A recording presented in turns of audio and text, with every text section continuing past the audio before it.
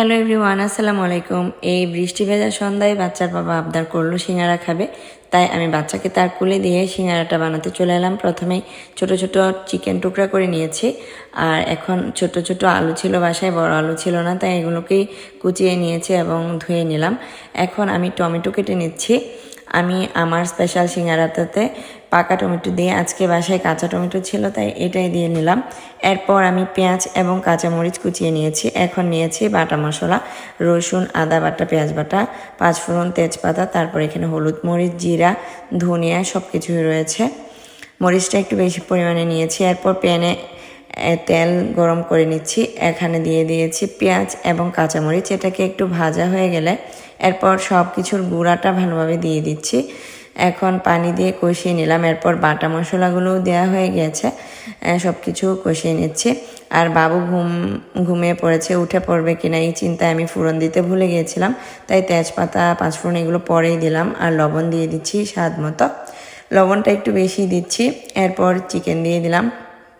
যেহেতু আলুর সিঙ্গারা তাই আমার লবণটা একটু বেশি দিতে হবে, না হলে লবণ কম পড়েছে এরকম মনে হবে। এখন কেটে রাখা টমেটো এবং আলুগুলো দিয়ে দিচ্ছি। আলুগুলো কিন্তু আমি খোসা সহ নিয়েছি, দোকানের যেরকম সিঙ্গারাটা হয়, তবে এখানে চিকেনের পরিমাণ অনেক বেশি। পানি দিয়ে এখন ঢাকা দিয়ে দিব এটা রান্না হওয়ার জন্য। এরপর আমি সিঙ্গারা বানানোর জন্য যে ডো সেটা তৈরি করতে চলে আসছি।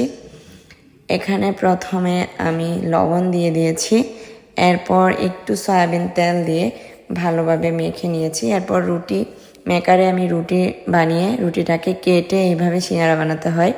যারা সিঙ্গারা বানাতে পারেন না তারা দেখে শিখে নিতে পারেন।